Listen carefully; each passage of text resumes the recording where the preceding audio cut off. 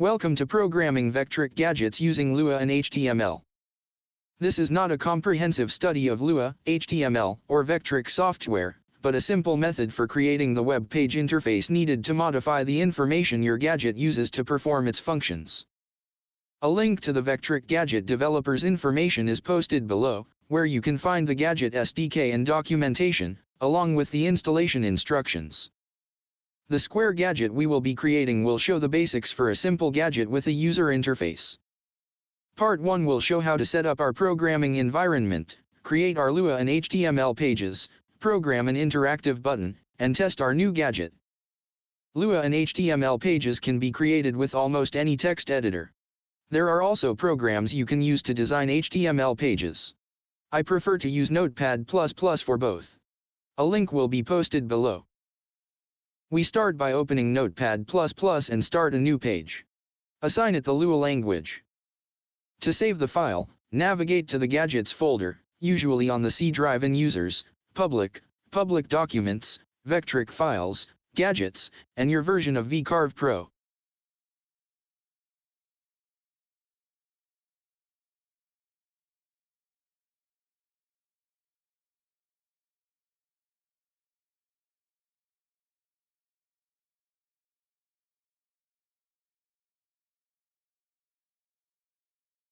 Make a new folder called Shapes and save the file as Square.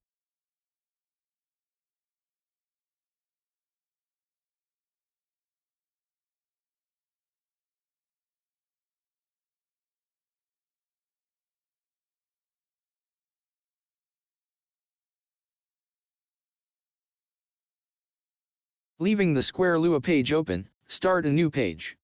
Assign it the HTML language, and save in the same folder.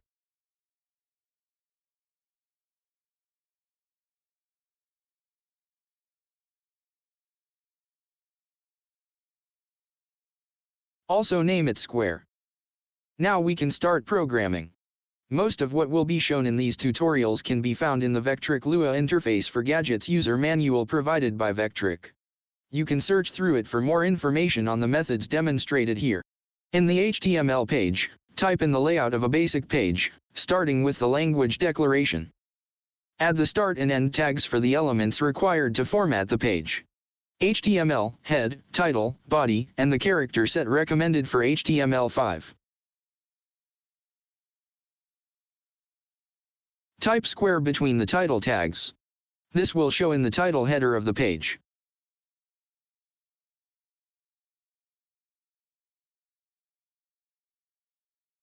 The HTML page is fairly simple.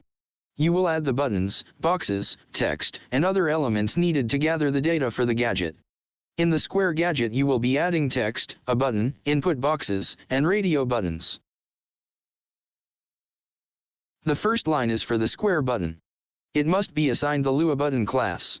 The ID will be used to access the button in the Lua code. Square will show as text in the button. BR creates a line break for a new line in the HTML document. You also created input boxes for data to be used in the Lua code. The data will be accessed with the input box ID. The radio buttons do not have an ID.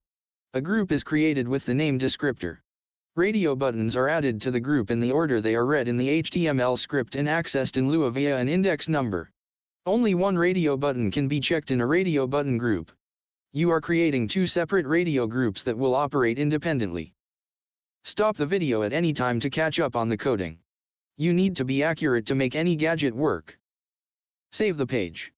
Preview the HTML page by clicking View on the menu bar, then View Current File in, and select your web browser.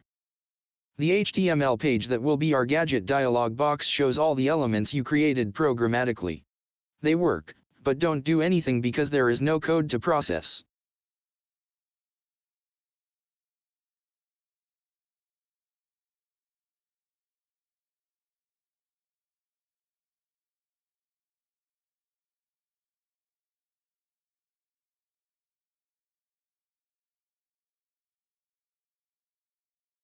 In the Lua page, start with the call to Vectric's Lua interface language.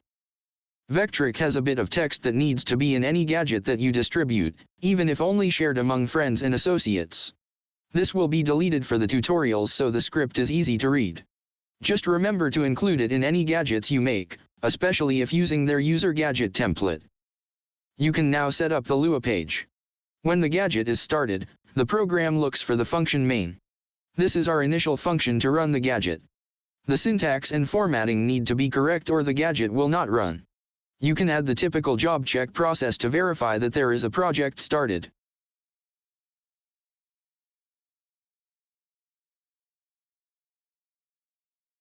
If yes, then a global variable is added to access the current active layer. Save the page. Open a new instance of V-Carve Pro and start the Square gadget. The message box shows no job is loaded.